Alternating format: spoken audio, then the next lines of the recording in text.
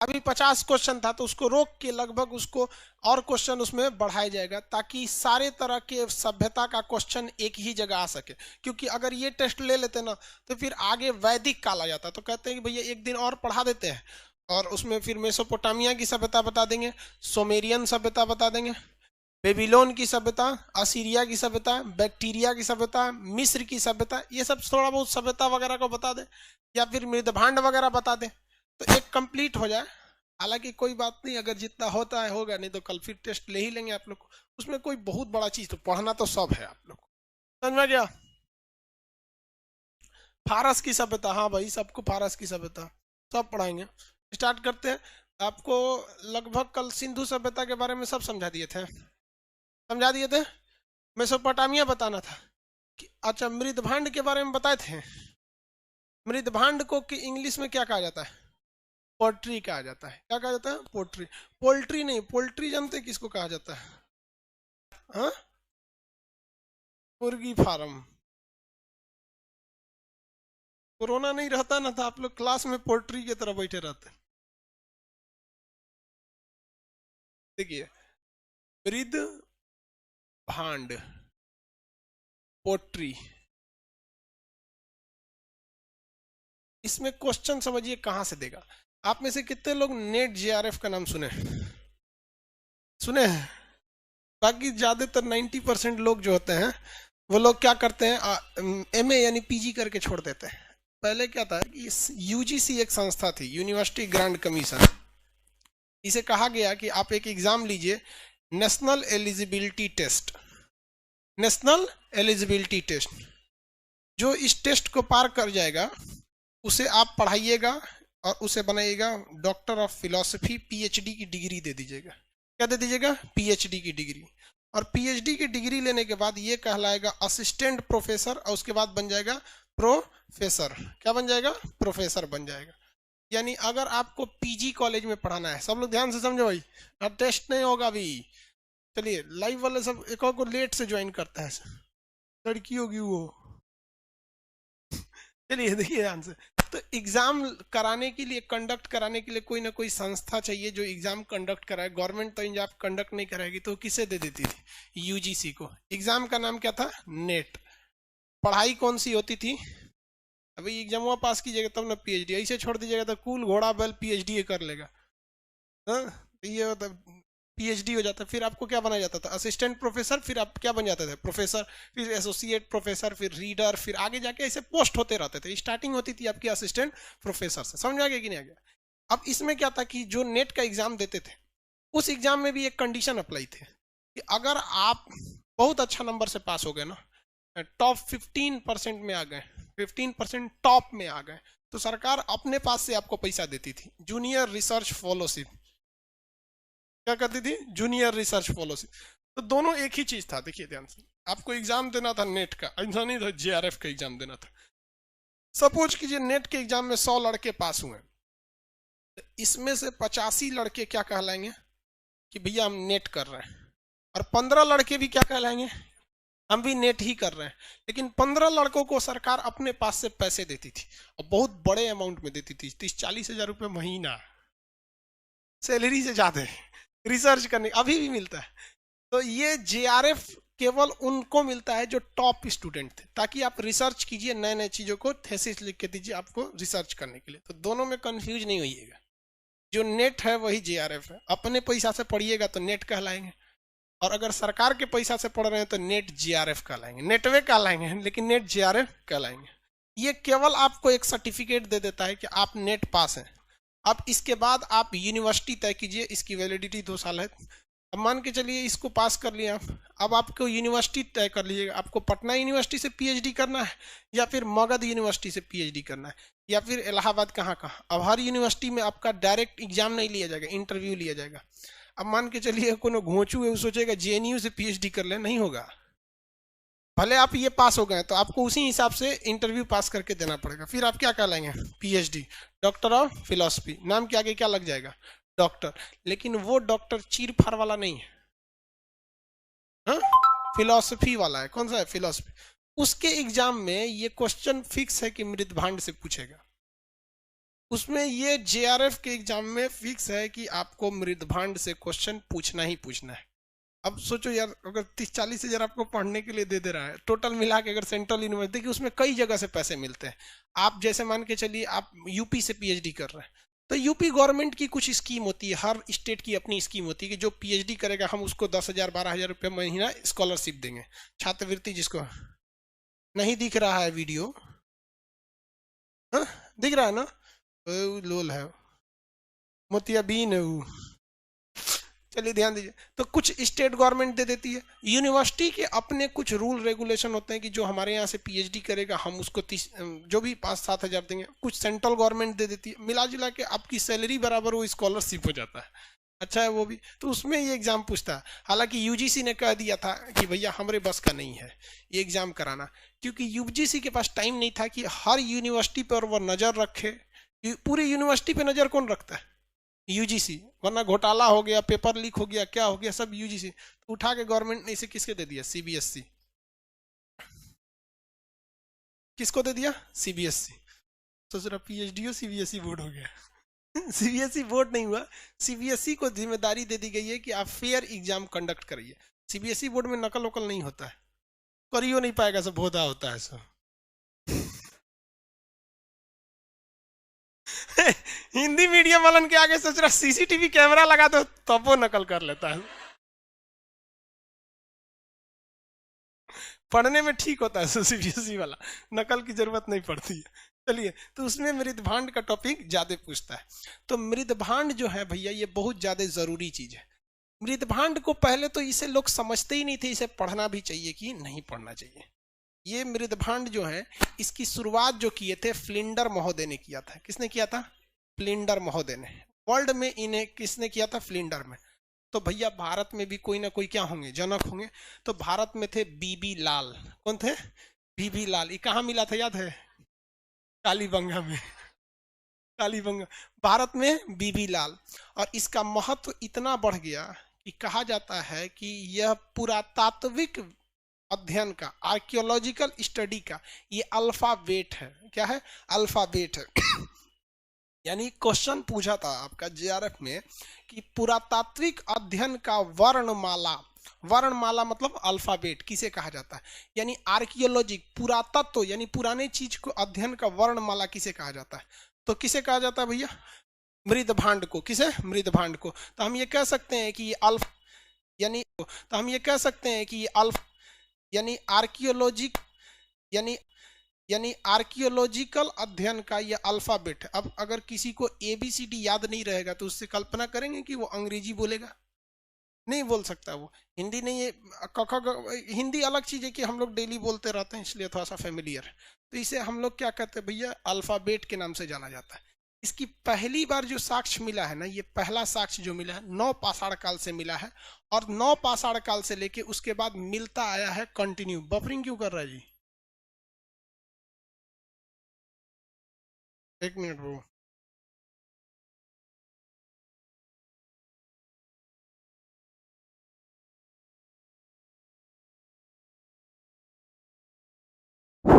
ठीक तो है, तब आ जाओ इस पे।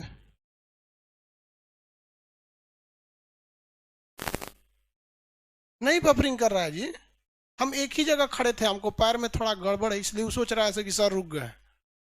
अरे नहीं रुके रे भैया, हमारा पैर में थोड़ा सा, ठीक है ना?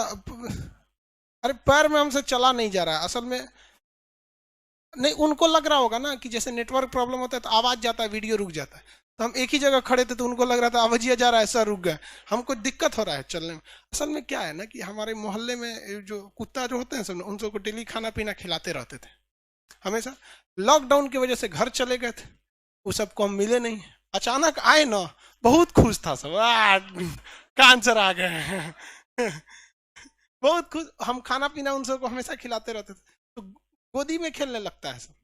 सबको ठंड लगता था तो रूम में ले आके, छोटा छोटा जब था सब तो हीटर चलाते थे उन सबको, हम हीटर खरीदे थे उन्हीं सब के लिए। तो बड़ा प्रेम से तो खाना पीना खिलाते थे ना, तो वही उस दुलार के चक्कर में इसे कूदा, बस हमको हाथ हटाना चाहिए, हल्का सा लग गया। अब डॉक्टर लोग सलाह दिए कि भाई इंजेक्शन लगा लीजिए। हालांकि कोई मतलब नहीं बनता, सोचा ना ब्लड आया ना कुछ, लेकिन होता है ना कि एक बार डॉक्टर बोल दिया नहीं इंजेक्शन लगा लेना चाहिए, और सोचा दिमाग पे चढ़ गया। उस पे हमने यूट्यूब पे एक वीडियो देख लिया रेविज का, तो लिखता है कि 100% मृत्यु निश्चित। हम कह रहे ये खतरनाक है साला। इसको चल, इसका कोई इलाज नहीं है, ये और खतरनाक। इंजेक्शन ले लेना चाहिए। गए हम इंजेक्शन लेने के लिए वहां पर पीएमसीएच में, तो हमारे आगे भी कई मरीज थे लोग। वहां पे एक तो सिस्टर जो इंजेक्शन लगाती है वो मिल गई जान पहचान की यूट्यूब पे, ठीक है। तो क्या कोई बात नहीं, तो और भी महिला थी, जो महिला खड़ी उस पूछ रही आपको क्या हुआ, तो कहा हमरा सियार कटले है। ओकरा सियार कहाँ से काट लिया रे? एगो को बंदर काटा था, एगो छोटा बच्चा था उसको भी कुत्ता ज्यादा काट लिया था। हमको नॉर्मल था, मतलब काटा भी नहीं, एक बता रहे ना मेंटेलिटी, लेकिन फिर भी अगर हल्का सा बाइट लग जाता है तो लगवा लेना चाहिए, क्योंकि ठीक नहीं हो सकते हैं इसमें, इंजेक्शन लगा लेना। तो सबको लाइन से बैठा दी, और इंजेक्शन जो निकाली ना वो भैंस वाला, ये इतना तो उसमें दवा था, भले पूरा इंजेक्शन में ना हवा का जगह नहीं था, पूरा भर के था। और जो उसका लोहा वाला सुई वाला नोक होता है ना, वो इतना मोटा था भैंस बराबर, की उतना मोटा रजाई सिलने वाला सुई नहीं होता, उतना मोटा था। और चारों लोगों का एक के बार निकाली, भैया सबको 5 लोग थे, 5 लोगों का एक के बार निकाली, झोंझे लेके आई, कई सर बैठी इधर। तो हम कहें कि 5 मेरे ही लिए है क्या, तो करिए कि और नहीं तो क्या हम अपने लिए रखेंगे। हम कह रहे ससुरा कहीं का, हम समझ रहे थे कि सबका है। हमको लगा कि अपनी सुविधा के लिए बेचारी एक के बार सब भर ले रही है, लाइन से बैठाएगी। फिर करिए आपके साथ कोई अटेंडेंट नहीं है, मतलब आप तबीयत बिगड़ने पे आपको ले जाए। तो हम स्टाफ लोग बाहर रखे थे, हम कहे कोरोना है, कहाँ जा रहे हो डॉक्टर के, चले जाते हैं आराम से, वहां क्या दिक्कत है। स्टाफ लोग बाहर था, लोग कहे कि ना जब तक आपके साथ कोई अटेंडेंट, मतलब आपका ध्यान रखने वाला नहीं रहेगा, तब तक हम इंजेक्शन नहीं लगाएंगे। क्या है, इसको लगाने के बाद लोग बेहोश हो जाते हैं।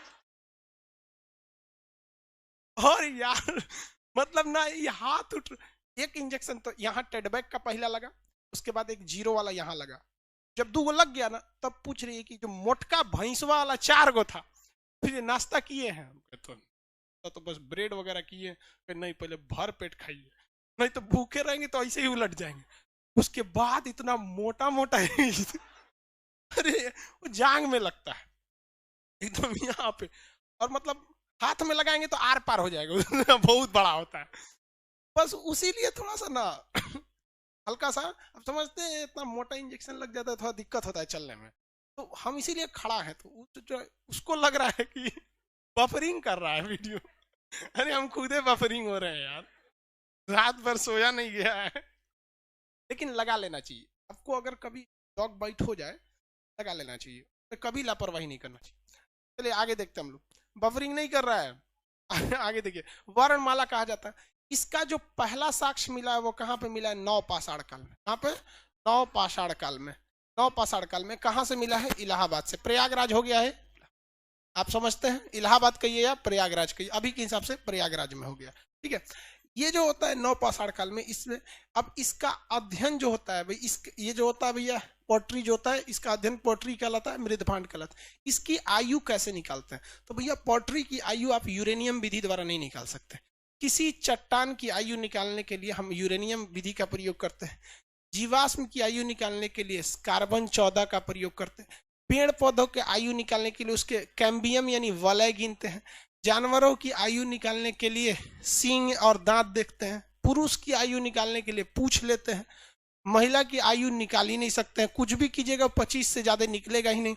और इसकी आयु कैसे निकाल देते हैं? तो इसको निकालने के लिए थर्मो ल्यूमिनेंस का प्रयोग किया जाता है। थर्मोल्यूमिनेंस, ल्यूमेन होता है ना ये चमक का, तो थर्मोल्यूमिनेंस का प्रयोग किया जाता है। आयु बताइए, पोट्री की आयु निकालने के लिए किसका प्रयोग किया है? थर्मोल्यूमिनेंस लिख देते हैं, थर्मोल्यूमिनेंस, लेंस नहीं, थर्मोल्यूमिनेंस। ये बता देता है कि कौन से चीज को गर्म किया गया था। जैसे मिट्टी के बर्तन है, तो मिट्टी के बर्तन को जब आप गर्म करते हैं तो कितने समय पहले गर्म किए थे, अगर आप कार्बन 14 द्वारा या यूरेनियम विधि द्वारा निकालेंगे ना तो वो उस मिट्टी की आयु को बता देगा, न कि मिट्टी के बर्तन को पकाया कब गया था ये बताएगा। तो सबसे भयानक गलती यही हो जाएगा। मान के चलिए हमने यहाँ मुसल्लापुर हाट पटना से कोई मिट्टी निकाला, गंगा घाट से, उसका बर्तन निकाल बना दिए, तो वो तो बन गया मृत भांड। और अगर हम इसमें यूरेनियम विधि से निकालेंगे तो वो बर्तन की आयु नहीं बताएगा, किसकी बता देगा, मिट्टी की बता देगा।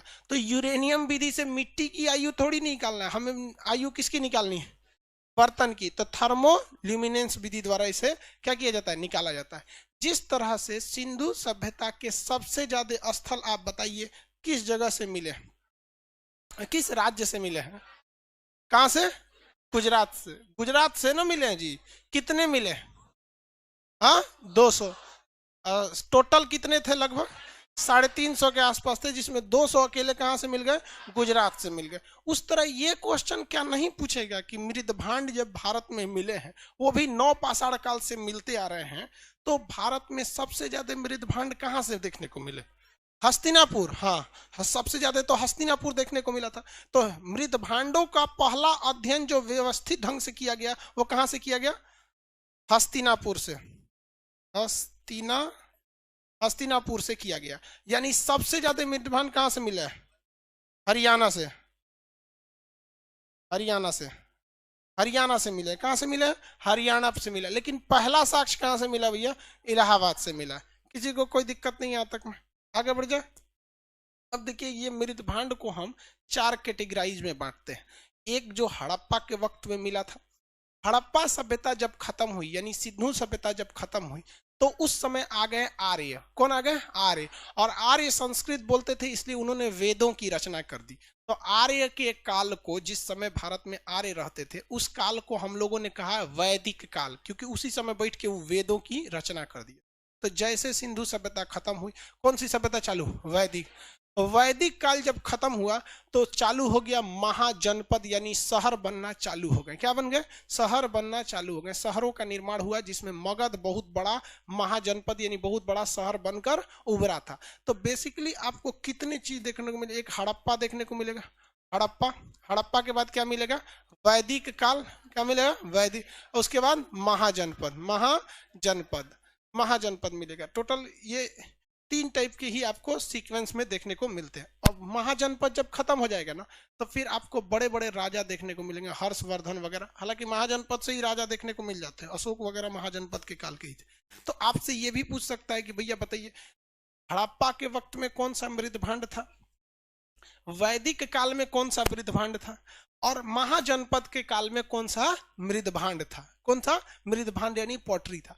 और ऐसा भी हो सकता है कि कुछ ऐसी पॉटरी होंगी जो इन तीनों में कॉमन होंगी। किसमें होंगी, इन तीनों में कॉमन होंगी, कुछ ना कुछ तो होगा ही। तो बहुत सी चीज, जैसे टेक्नोलॉजी आगे बढ़ती है, हम लोग मंजन छोड़कर पेस्ट पे आ गए। आज कोई मंजन यूज करता है, कहाँ कोई मंजन यूज करता है, गाँव में अभी करता है ना, सफेद का मंजन। अरे उस सफेद का था, जो बचपन में आदमी खा जाता था लेके, कोलगेट वाला।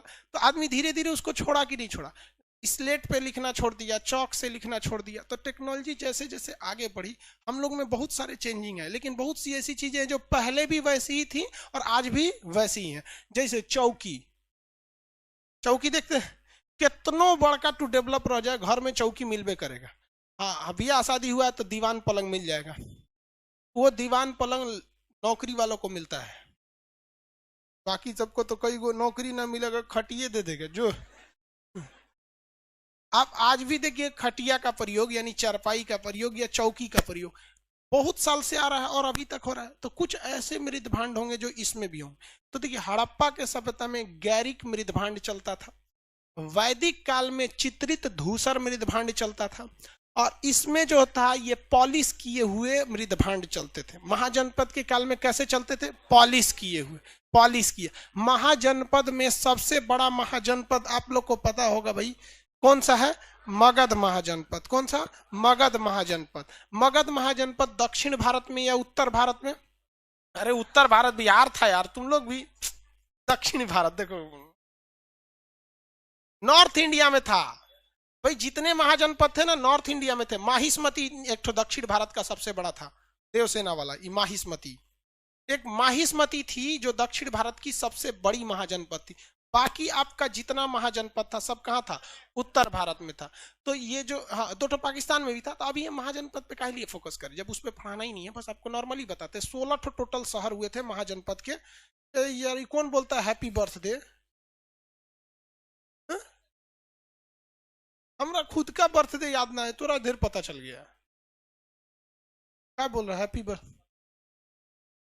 हैप्पी बर्थडे गुरुजी? ले ये कहीं देख ले होगा यूट्यूब पर। यूट्यूब पर जिसका चैनल नहीं चलता है ना वो आके बोलता है देखिए खान सर के कितने बच्चे हैं, हमसे पता कीजिए। तो लोग खोट टच उसको क्लिक कर देते हैं, अरे सोचा खान सर के बारे में बता रहा है। यार हमारा ओरिजिनल चैनल, एक बार हमको भी मन किया कि देखते हैं हमारा चैनल का क्या हाल है, तो लिखे खान जीएस रिसर्च सेंटर। सोचो हमारा खुद का चैनल 5वां नंबर पे गया, फर्जी वाला सबका ऊपर आ गया। लेकिन हमको भी एक जगह बड़ा खुशी हुआ, लॉकडाउन में एक बेचारी महिला आई थी, बहुत हाथ जोड़ने लगी, कहीं आपके वजह से हमारे घर का सब दुख हो गया। हमें लगा कल को नौकरी हो गया होगा। हम कहे कि अच्छी बात है पढ़ाई की, हमारा लड़का आपके पास नहीं पढ़ा है। हम कहे तो हमारा का लिए धन्यवाद कह रही है। कहे कि हमारा लड़का जो है ना आपके चैनलवा का कॉपी कर लिया था और उससे बहुते पैसा कमा लिया।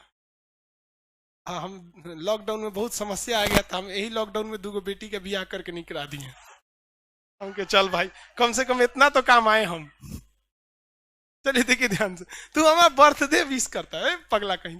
देखो भैया हड़प्पा काल जो थी, कौन सा हड़प्पा काल, हड़प्पा काल की जो सभ्यताएं थी, ये हड़प्पा काल, इसमें जो मृदभांड थे वो कैसे थे, गैरिक थे। किसमें, गैरिक। इसमें कैसा था, चित्रित, चित्रित कैसा था, चित्रित, चित्रित धूसर। और इसमें कैसा था, पॉलिश किया हुआ, चमकीला, चमकीला। अब आप खुद से देखिए ना भैया, क्या आवाज कर रहा है? देखिए अब शुरुआत में गैरिक था, थोड़ा सा अच्छा हुआ उस पर चित्र बनाया गया, और अच्छा हुआ तो उसमें क्या किया गया, चमकीला बनाया गया। आपको क्या लगता है बिना केमिकल मिलाए कोई चीज चमकीली होगी? नहीं होती। तो इसमें केमिकल का प्रयोग सबसे ज्यादा चमकीला वगैरह में किया गया था। आगे बढ़ जाए तो इसको अब हम लोग देखते हैं, नेक्स्ट पेज पे लिखते हैं। पहला यहां लिखते हैं, पहला कौन सा था भैया, हड़प्पा,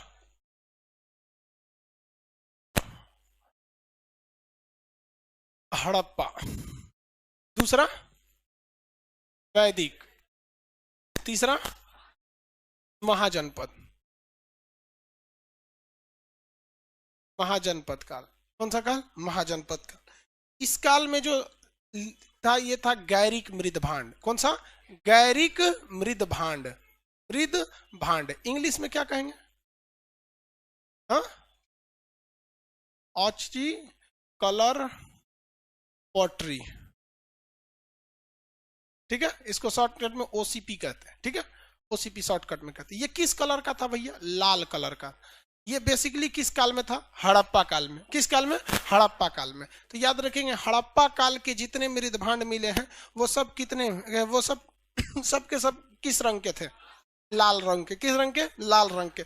यूपीएससी में क्वेश्चन पूछा था कि वैदिक काल के, यानी इस काल के, वैदिक काल के मृदभांड हड़प्पा काल के मृदभांड से अलग है किस आधार पर। तो कुछ डिजाइन उजाइन लिखा था, बेसिकली क्या था, कलर का बात है। किसका था, कलर का। आगे देखिए ये अब सेकंड नंबर आता है ये वाला, ये कौन सा है भैया, वैदिक काल। कौन सा, वैदिक काल। तो वैदिक काल जो था इसके समय चित्रित था, चित्रित यानी चित्र बना था, धूसर। कैसा था, धूसर मृदभांड, चित्रित धूसर मृदभांड। अब उटपटांग नाम लगता होगा, चित्रित धूसर मृदभांड। चित्रित का मतलब चित्र बना हुआ था, धूसर का मतलब होता है, धूसर कलर देखे, हाँ, फर्श देख लीजिए, फर्श, जमीन देख रहे हैं, फर्श, ग्रेना, ग्रे कलर। कौन सा, ग्रे कलर। कौन सा हो गया, ग्रे कलर। तो चित्रित धूसर ये मृदभांड हो गया। तो इसे इंग्लिश में क्या किया गया, पेंटेड, चित्रित का पेंटेड, धूसर का ग्रे, मृदभांड इस पॉटरी, और उसे हम लोग पॉटरी को वेयर भी कहते हैं। तो आप देखेंगे ना पीजीडब्ल्यू लिखता है, क्या लिखता है, पीजीडब्ल्यू। क्वेश्चन पूछा था जेआरएफ में गजब का, उसने खाली शॉर्टकट लिख दिया था, कहा था कि हड़प्पा में कौन सा पाया जाएगा। अब जैसे ऑर्चरी कलर पोट्री नहीं लिखा था, ओसीपी लिख दिया था, और इसको क्या लिखा, पीजीडब्ल्यू, इस टाइप का ले लिया था।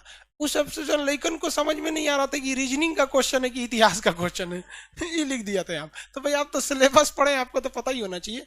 पेंटेड ग्रे वेयर या painted grey ware pottery, pottery culture, तो ये हो गया आपका। इसमें कलर, ये बेसिकली किस कलर के थे सब भैया, ग्रे कलर के। किस कलर का, ग्रे कलर का। ग्रे तो हो गया ना खत्म, कितने में खत्म हो गया, बहुत जल्दी खत्म हो गया।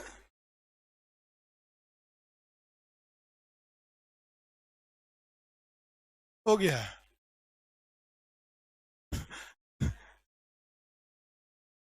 भूरा बोलते हैं, नहीं स्लेटी बोला जाता है उसको। लड़की सब कलर नहीं समझेगी सब तो कौन समझेगा जी। अब अब लड़की सब ज्यादा कलर जानती है सर। हमारी दादी को कलर बोलती थी चंपई, हम कहते थे कौन कलर बोल रही है, चंपई कलर। आप लोग को पता है चंपई कलर, हाँ? पीला, पता नहीं कौन कलर है, छोड़ो यार सब चंपई वगैरह। तो ये ग्रे कलर हो गया। देखिए इस मृदभांड का प्रयोग प्रीमियम टाइप के लोग करते थे। कौन करते थे, प्रीमियम टाइप का। प्रीमियम, अब भैया ये प्रीमियम क्या होता है, प्रीमियम मतलब होता है कि कुछ एक्स्ट्रा फैसिलिटीज देना।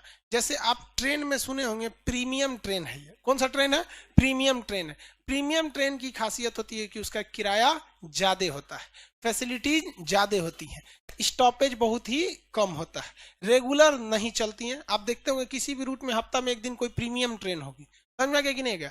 आप प्रीमियम का मतलब होता है थोड़ा सा बढ़िया लेवल का चीज। आप गाड़ी खरीदने जाइएगा तो कहेंगे एकदम प्रीमियम गाड़ी चाहिए, तो प्रीमियम गाड़ी में आपको नैनो नहीं देगा, ऑडी वगैरह दे देगा प्रीमियम गाड़ी में। तो प्रीमियम का मतलब क्या होता है कि थोड़ा सा वीआईपी टाइप का।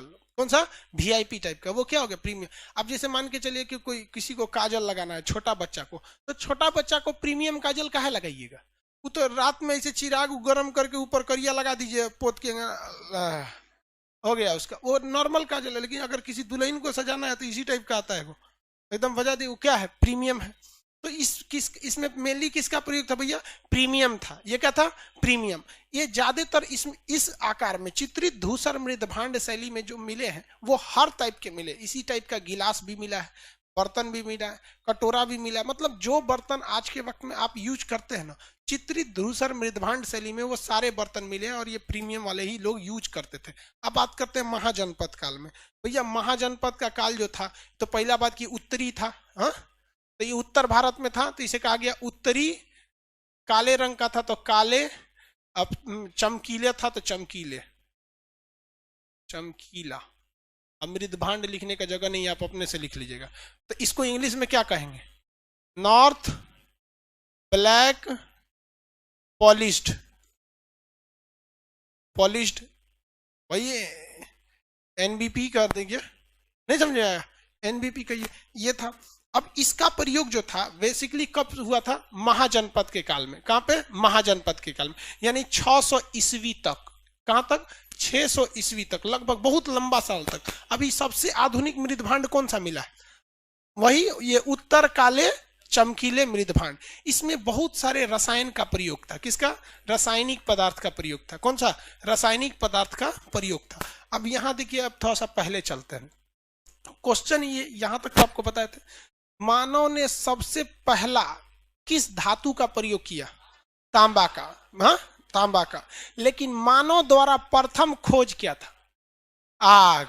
मानव द्वारा प्रथम खोज आग। मानव द्वारा प्रथम रासायनिक खोज मृदभांड। कौन था, मृदभांड। मानव द्वारा खोजा गया प्रथम रासायनिक खोज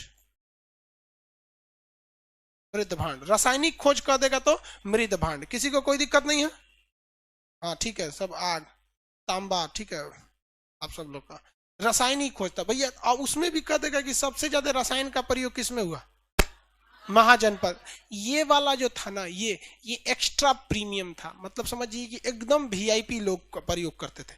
जैसे आपको हम सीधा से बात बताते हैं, किसी नॉर्मल परिवार में जाइएगा तो आपको पानी वगैरह पीने के लिए जो बर्तन गिलास दिए जाएंगे बड़ी नॉर्मल टाइप के दिए जाएंगे, मतलब आप समझिए तो गैरिक मृदभांड, मृदभांड तो आजकल प्रयोग ही नहीं होता है तो हम क्या बताएं, बट इसी कैटेगरी का दिया जाएगा।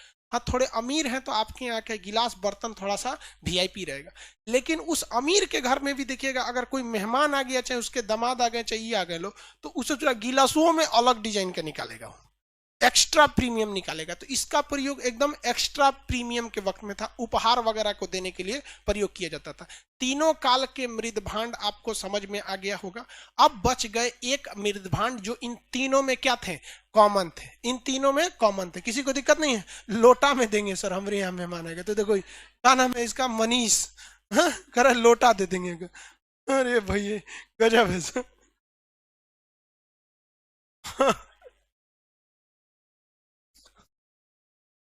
हालांकि गांव में आज भी लोटा चलता है। गांव में एक बड़ी अच्छा चीज लगता है, किसी के यहाँ का मेहमान हो जाए, इज्जत उसको पूरे गांव में मिलेगी, समझाए ना। कहीं पे भी, हमारी बुआ का घर, मतलब मेरी 4 बुआ हैं लोग, सबका शादी गांव में हुआ है। हम जाते हैं तो मतलब नदी पार करके जाना पड़ता है, और वहां उस गांव में मतलब अभी तक पुल नहीं बना है, पुल है तो काफी दूर से है, तो हम लोग नदी पार करने के बाद जैसे गांव में घुसते हैं ना, सब समझ जाता है ये गांव का नहीं लग रहा है, दूसरे गांव का है। जहां जाओ तो सब कोनो काम छोड़, कोनो नल चला रहा है तो छोड़ के देखेगा दूसरे गांव का ही। मतलब वहां सब आदमी सबको पहचानता है, कोई सीसीटीवी की जरूरत नहीं, सब सीसीटीवी है सब वहां। यहाँ पे तो जब जब पता ही नहीं है किसी को। हमारे हमारे घर जहां हम रहते हैं वहां पूरे फ्लैट को नहीं पता है कि हम यहीं रहते हैं। अब सोच सकते हैं, हमरा नहीं पता है जबकि इंडिया हमरा जान रहा है, और उन लोग को नहीं पता है। तो शहर में यही खराबी होती है। अब हम लोग कौन सा देखते हैं, कॉमन देखते हैं। कॉमन वाला का नाम समझिए क्या, बड़ी उटपटांग है, काले लाल मृदभांड। काला लाल मृदभांड, तो देखिए एक ये काले रंग का था, एक ये लाल रंग का था, तो भैया इन दोनों का कॉमन है काला लाल मृदभांड। तो काले लाल मृदभांड, मृदभांड, काले लाल मृदभांड, इसको इंग्लिश में क्या कहेंगे, ब्लैक रेड, पोट्री नहीं भैया, वेयर बोलिएगा, ठीक है, वेयर, ये टेक्निकल नाम होता है, ware, BRW, black red ware, या फिर पोट्री बोलिए आपको, बट हम आपको बता रहे हैं ना, एग्जाम में अगर देगा तो पोट्री नहीं देगा, क्या देगा, वेयर देगा। केवल पोट्री एक जगह लिखता है, पता है कहां पर, यहां पर, केवल वो गैरिक मृदभांड में पोट्री लिखता है, बाकी हर जगह वो किसका लिखता है, वेयर। इसका इसका जो था, इसका एक और नाम है, इसका नाम से कंफ्यूज मत हो जाएगा, इसी को शुद्ध हिंदी में लगा दिया गया। काले को हम लोग कृष्ण कह सकते हैं, नहीं कह सकते हैं जी।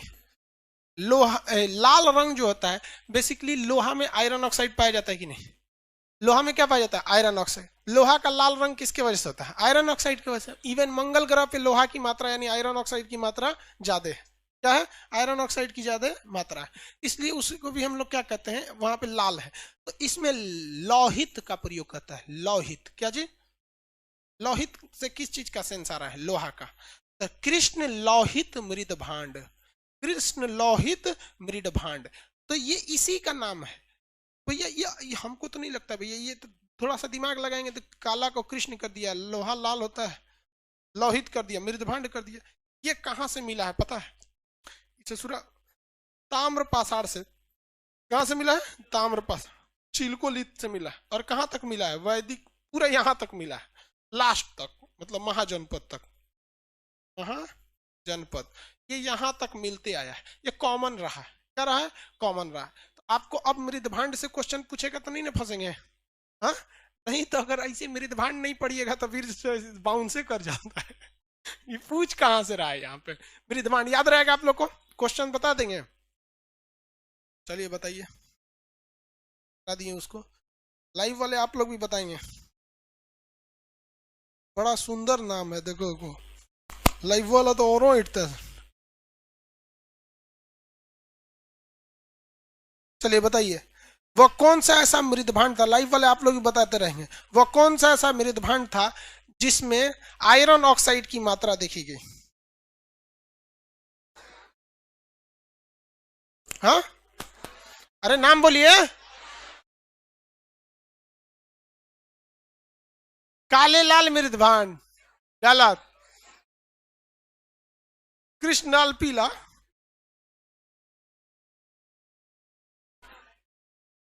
लाइव वालों का सही है। चित्रित धूसर मृदभान नहीं भैया, महाजनपद वाला था। अरे भाई याद है, महावीर स्वामी क्या बोलता है, महाजनपद बोलो। इसमें रसायन का प्रयोग था।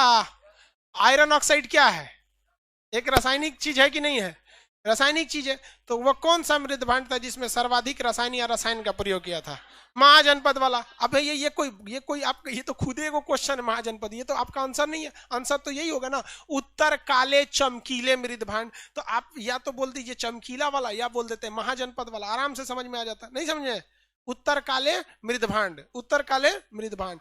आप बताएंगे कि मृदभांड का जो महत्व जो था, मृदभांड सबसे पहले किस जगह के खुदाई में मृदभांडों का महत्व की चर्चा किया गया? हाँ, हस्तिनापुर। मृदभांड जो है बहुत ज्यादा मृदभांड मिले हैं अब तक, 700 से ज्यादा क्या मिल चुके हैं मृदभांड में, बहुत ज्यादा मृदभांड तो बर्तन है, कोई शहर तो है नहीं। अलग अलग कैटेगरी के 700 से ज्यादा कैटेगरी के मृदभांड मिले। इसमें सबसे ज्यादा कौन सी कैटेगरी के, मतलब किस राज्य में है? हरियाणा में। किस राज्य में? हरियाणा। मृदभांड की आयु क्या यूरेनियम विधि से निकाल सकते हैं? यूरेनियम विधि से किसकी निकल जाएगी, मिट्टी का। पृथ्वी की आयु किससे निकालते हैं? यूरेनियम। कार्बन से हम उसी की, कार्बन 14 से हम उसी का आयु निकालते हैं जो कभी ना कभी जिंदा था। मतलब जीवाश्म जिसमें जीव का अंश बचा हुआ है, व्यक्ति जिंदा। जैसे कोई जानवर मर गया, हा? कोई पेड़ मर गया, कोयला हो गया, तो हम कार्बन विधि का प्रयोग तभी करेंगे जब कोई क्या था, कभी ना कभी जिंदा था। और पेड़ पौधा का अगर कोई हाल फिलहाल में पेड़ पौधा कटा है तो उसका वलय गिन लेंगे, बायोलॉजी में पढ़ाएंगे कि कितना छल्ला पड़ा है, एक छल्ला मतलब 10 साल, तो वो वहां निकाल सकते हैं। और कार्बन वाला तो बताइए, यूरेनियम से किसका निकालते हैं? चट्टान से। तो पृथ्वी भी तो एक तरह का चट्टान है। और कौन जी दुनिया में जितना चट्टान देख रहे हैं कहां से आ रहा है? मार्बल हो गया, ग्रेनाइट हो गया, ग्रीस हो गया, ग्रेनाइट, चाहे फिर आपका ये जो बेसाल्ट हो गया, ये सब कहां से आ रहा है? पृथ्वी से। तो पृथ्वी भी तो एक तरह का क्या है, चट्टान ही है, चट्टान से ही निकालते हैं। बताइए तो मृदभांड को आयु ज्ञात करने के लिए हम किस विधि का प्रयोग करते हैं? हाँ, मृदभांड की आयु किस विधि द्वारा निकलेगा? केमिकल से।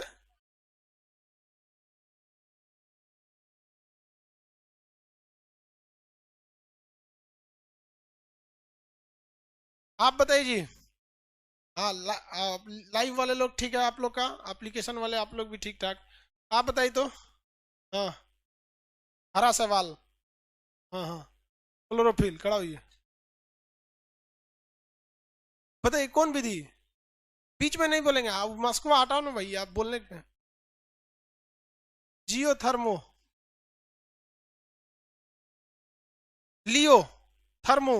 अरे उलाट दिया यार तुम तो। ठीक है, एग्जाम में मार के आएगा सही, लेकिन यहाँ उलाट दिया उसको। थर्मो ल्यूमो सेंस, सेंस करेगा तभी ना बताएगा।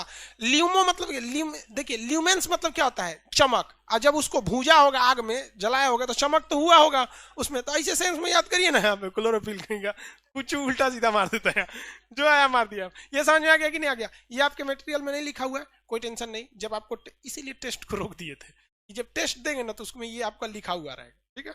उसमें ये टेस्ट में क्या रहेगा, लिखा हुआ रहेगा, शायद तुम्हें क्वेश्चन भी रहेगा आपका, तो देख के नहीं बनाएंगे। याद हो गया कि नहीं हो गया? यहाँ पे बना सकते हैं।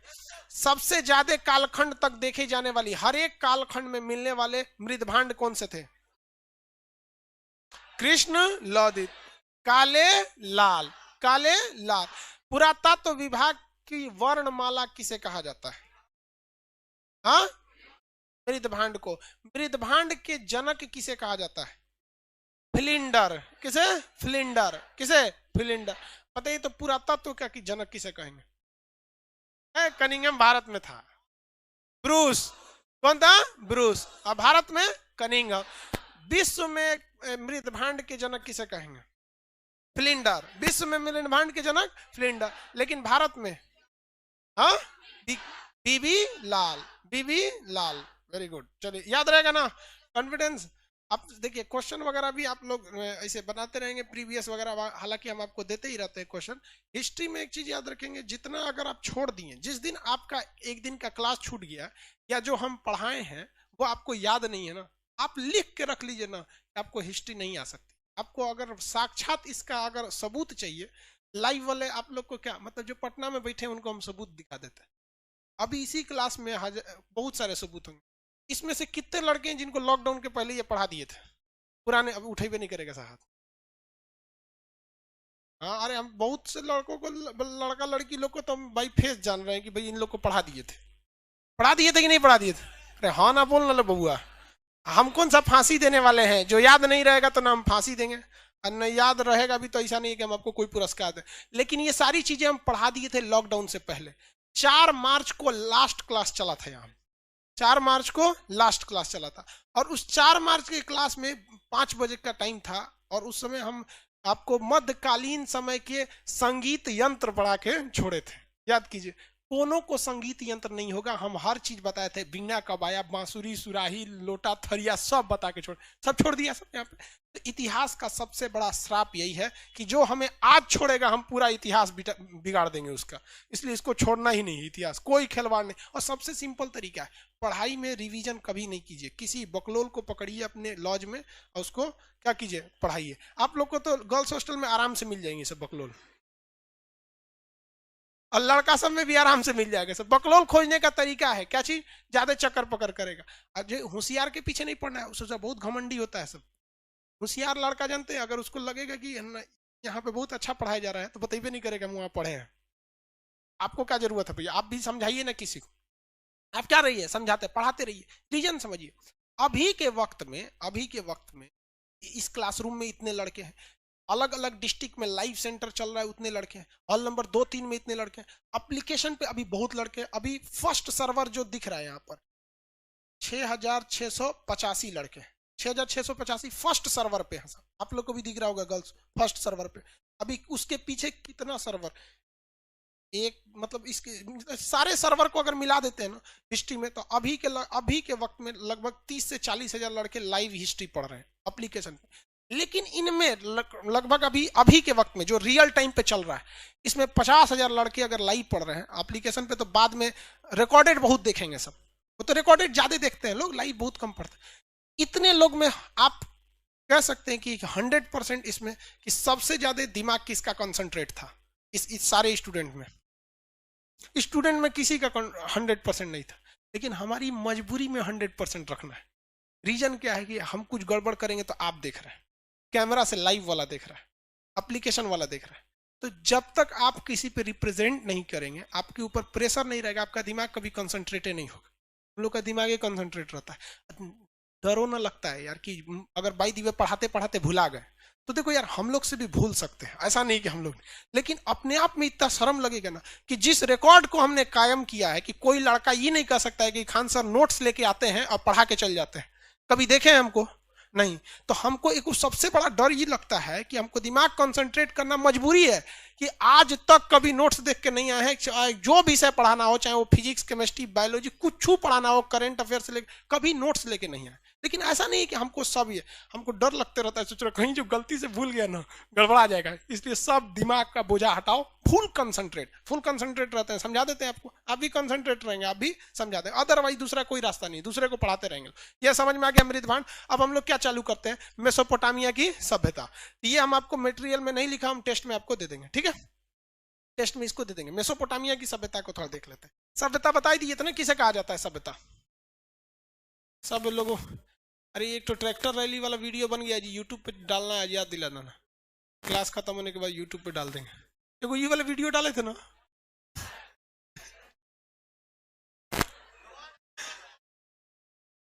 चाइनीज मगरमच्छ कैले, आगे देखिए, इसमें नक्शा नहीं है।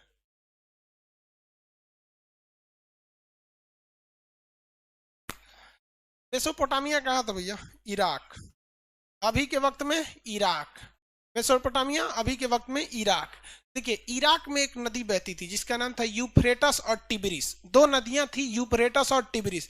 भारत में जैसे दो प्रमुख नदी गंगा और यमुना, गंगा और यमुना के बीच में आप अगर रहते हैं तो एक चीज तो समस्या समझिए, आपको पानी के लिए, खेती के लिए टेंशन नहीं है, पर्याप्त मात्रा में आपको वहां पर पानी अवेलेबल हो जाएगा। तो यूफ्रेटस तथा टिग्रिस नदी, यूफ्रेटस तथा टिग्रिस नदी, यूफ्रेटस और टिग्रिस नदियों के बीच एक बहुत ही उपजाऊ मिट्टी थी जहां पर मानव ने रहना प्रारंभ कर दिया। तो ये लोग कहलाए मेसोपोटामिया। क्या कहलाए? मेसोपोट।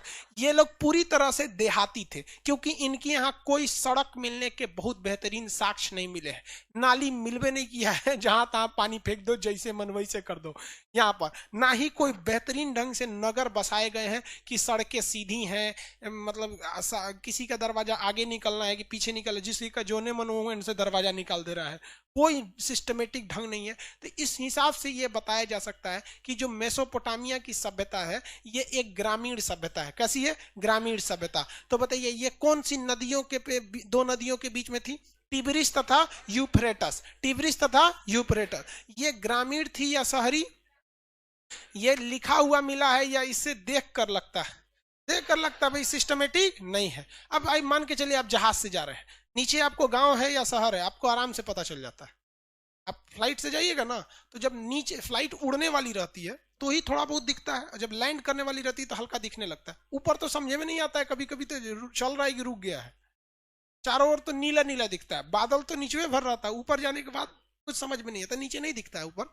तो आप देख के बता सकते हैं। यूफ्रेटस, ये जो सभ्यता थी लगभग 5000 ईसा पूर्व थी। अब सोचिए सिंधु सभ्यता कितनी थी? लगभग 2500, 2350 ईसा पूर्व। सिंधु सभ्यता कितनी थी? 2350। तो ये तो उससे बहुत ज्यादा पुरानी थी, ये बहुत ज्यादा पुरानी सभ्यता। तो दुनिया की पहली सभ्यता मेसोपोटामिया की सभ्यता, दुनिया की पहली सभ्यता मेसोपोटामिया की सभ्यता। ये शहरी थी या ग्रामीण?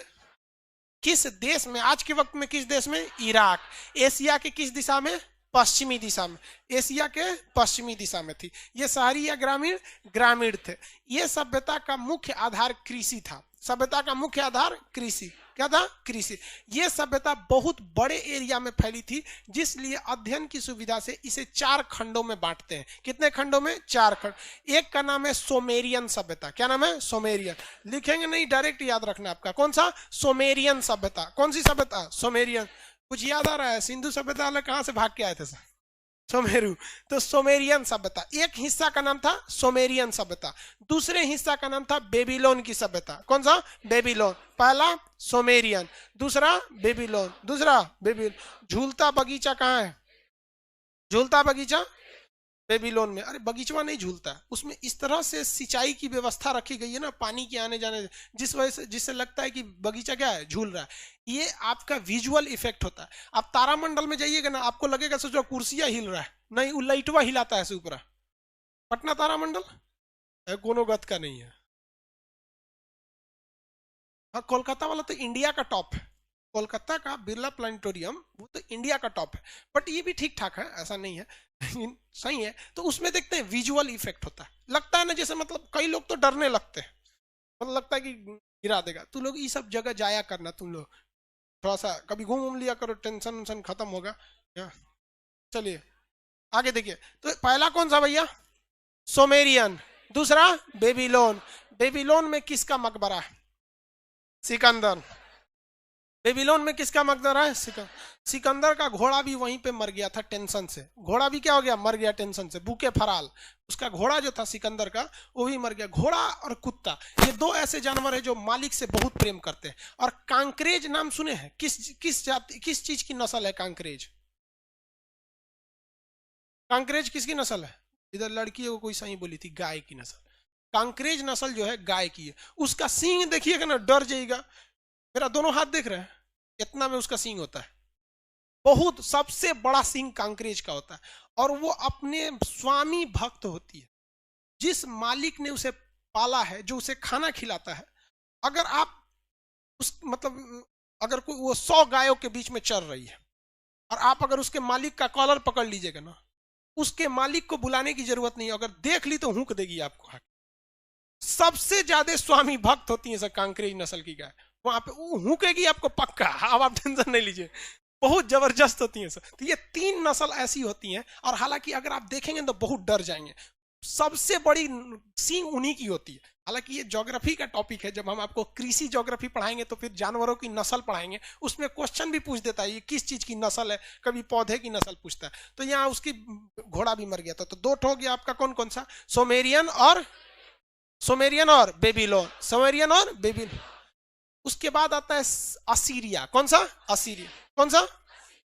असीरिया की सभ्यता। कौन सा? असीरिया। असीरिया आपके मटेरियल में है कि नहीं है? चौथे नंबर पे कौन सा? कैट्रिया। तो टोटल कितनी हो गई? 4। ये चारों सभ्यताओं को मिलाकर क्या बनता है भैया? मेसोपोटामिया की सभ्यता। टोटल मेसोपोटामिया की सभ्यता। तो मेसोपोटामिया कितनी सभ्यताओं को मिलकर बने? 4। पहला सोमेरियन, दूसरा बेबीलो, तीसरा असीरिया, तीसरा असीरिया, चौथा हाँ कैट्रिया। काट दीजिए। सीरिया को देख रहे हैं, सीरिया में आतंकवादी घुस के काट रहा है सर। तो सीरिया अब सीरिया नहीं रह गया, क्या हो गया? असीरिया हो गया। आज के वक्त सीरिया में आईएसआईएस वाला आतंकवादी हो गए। इस दूसरों को कोई ठीक है नहीं होता है। पता 2 देश देखिएगा ना तो विचित्र लगेगा। एक सीरिया वाला जो आतंकवाद है, एक थाईलैंड का राजा। इससे थोड़ा आसाराम बापू से भी भयानक है यार। राजा हो, कम से कम राजा की तरह रहो। यार छोड़ी हाथ देखिए, कोई भी चीज होता है ना कि कल्चर डिपेंड हो जाता है। थाईलैंड का कल्चर में ये सब कोई मायने नहीं रखता, लेकिन फिर भी आज के वक्त में अगर आतंकवाद वाला काम जो सीरिया में हो रहा है तो पूरी तरह से मतलब बेवकूफी वाला काम। तो सीरिया भी क्या हो गया? असीरिया हो गया। क्यों हुआ है? काटने से। तो काटने से क्या याद रखेंगे? कैट्रिया। काटने से क्या याद रखेंगे? कैट्रिया। सीरिया क्या बन गया? असीरिया। क्यों? काटने से। क्या याद रखेंगे? कैट्रिया। तो टोटल चारों सभ्यता याद रहेंगी। पहला सोमेरियन, पहला सोमेरियन, दूसरा बेबीलोन, बेबीलोन, दूसरा बेबीलोन, तीसरा असीरिया, चौथा कैट्रिया। दुनिया की सबसे पुरानी सभ्यता मेसोपोटामिया के मेसोपोटामिया की सभ्यता शहरी या ग्रामीण? हाँ, किन 2 नदियों के बीच में? यूफ्रेटस और टिबरिस। यूफ्रेटस और टिबरिस, यूफ्रेटस तथा टिबरिस। किसी को कोई दिक्कत नहीं है। अब इसी के जस्ट यहाँ बगल में एक देश है मिस्र। मिस्र में भी एक सभ्यता थी जिसका नाम था मिस्र की सभ्यता। कौन सी सभ्यता? मिस्र। इस सभ्यता का सबसे बड़ा राजा था फिरौन। क्या नाम था? फिरौन। कौन? क्या नाम था? फिरौन। फिरौन इस्लाम धर्म के हिसाब से फिरौन को बहुत बड़ा श्राप मिला कि उसका शरीर कभी गलबे नहीं करेगा। मतलब ऐसा श्राप मिला धार्मिक चीजों के हिसाब से। अभी भी उसका लाश ऐसे फिरौन का रखा हुआ है। तो गलत मम्मी बन के, क्या है? मम्मी बन के। तो सोचना मिस्र जो है, इजिप्ट वाले, केमिस्ट्री की खोज इन्होंने नहीं किया था। मरने के बाद शरीर पे एक बहुत भयानक लेप लगा देते थे, जिस वजह से उनकी शरीर पूरी तरह से गलती नहीं थी। क्षतिग्रस्त जरूर हो जाती थी, मरा हुआ चीज कभी जिंदा की तरह ताजा तो दिखेगा नहीं यहाँ पर। हाँ, तो उसी तरह, लेकिन उनका शरीर पूरी तरह से सड़ता नहीं था। तो मम्मी यानी केमिकल का लेप लगाने की सभ्यता कौन सी थी? मिस्र की सभ्यता। मिस्र की सभ्यता का सबसे बड़ा राजा फिरौन। क्या था? फिरौन। ये लोग बड़ा बड़ा पिरामिड बनवाता था। क्या बनाता था? पिरामिड। और ये पिरामिड आज के पहाड़ बराबर होते थे। आज के पहाड़ बराबर। देखिए पहाड़ कितना विशाल होता है, पहाड़ कितना विशाल होता है, ये अंदाजा आप तभी लगा सकते हैं जब पहाड़ के पास जाएंगे तब। जो चीजें आपको यहां से वहां दिखती है, वहां जाने में 2 घंटे लगते हैं। मतलब उस ऊंचाई पे जहां आप ईंटा चला के मार सकते हैं, ईंटा से फेंक सकते हैं, वहां जाने में आपको 2 घंटे लग जाते हैं। आप कभी देखेंगे वहां पहाड़ वाले में बहुत उठपटांग होता है पहाड़। मतलब अब जो भी आप लोग को मौका मिले तो आप लोग जाएंगे कभी वहां पे। तो वहां पे पिरामिड बहुत बड़े बड़े बनाए गए थे, पत्थरों से क्या बनाए गए थे? पिरामिड। तो किस सभ्यता में सबसे ज्यादा पिरामिड थे?